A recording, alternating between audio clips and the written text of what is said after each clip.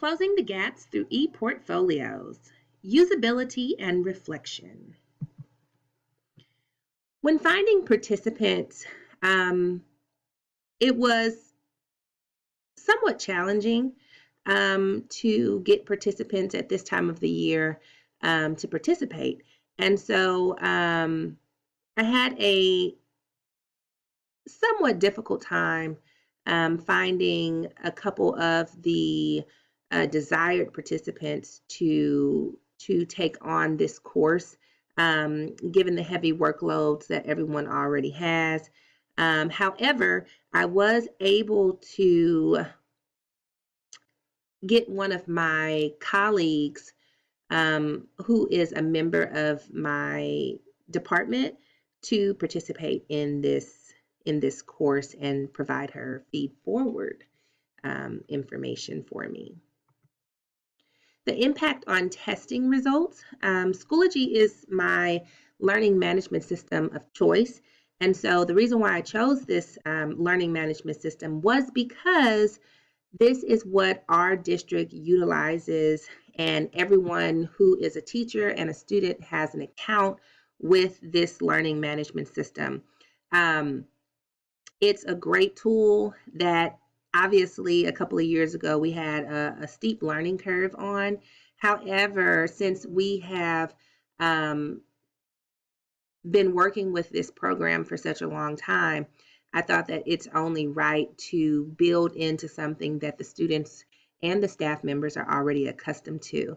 When developing this course, however, it was slightly difficult because I wanted to create an outside account, but due to tons and tons of school districts and charter districts utilizing the program during the pandemic, Schoology actually suspended any individual accounts for teachers to create their own accounts by using Schoology. So unfortunately, I wasn't able to create my own course. However, I was able to utilize my existing Schoology account to build out my course and give access to my participant who was able to join my course on my existing Schoology. And because she obviously is in the district, she was able to use her account to navigate throughout the course. The testing feedback that I received from my usability feedback was interesting. It really showed me some of the glows and grows of my course with the feedback. I realized that I could have been clearer in my instructions. My participant actually ended up completing more tasks than required due to the lack of clarity. But overall, the usability form was helpful in understanding suggestions from my participant who happened to be a new teacher within the district. And so this particular teacher is brand new to the district. She's not a brand new teacher. However, Schoology was not utilized in her previous district. And so it really helped with understanding whether or not the accessibility and the navigation of the course that I created was acceptable or not. And here you can see this was the results of my course usability form. And so one of my core members actually provided a nice template for our group to be able to utilize that she created. I thought it was really good. I kind of tweaked it a bit so that it can fit a little bit more of what it was that I was doing. However, my participant was able to give some really interesting feedback per the questions that I asked. But overall, she gave me some really good feed forward information that I was able to use, especially with her being a new user of Schoology.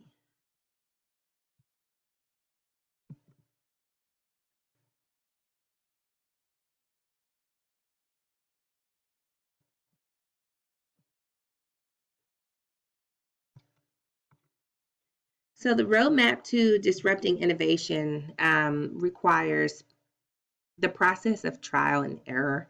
And so I realize that the evolution of innovation must constantly evolve. And so corrections, it has its ebbs and flows, and the errors that or the challenges or growths that were displayed, it allows me to know that, hey, I need to increase the clarity of what's needed from my participants and provide clearer instructions before beginning and completing tasks. New and improved. Improving processes and accessibility. How has this process improved my course? By allowing me the ability to fine tune what the learner needs to be successful. Very important. How has the process improved my learner's experience?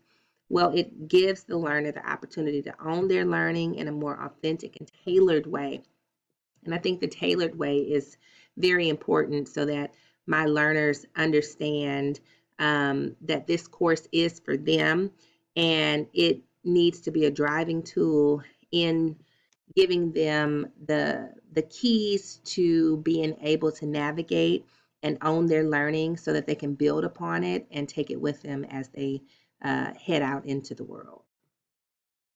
Testing has impacted by aligning outcomes by giving specific data on how learners navigate and understand the content of information provided.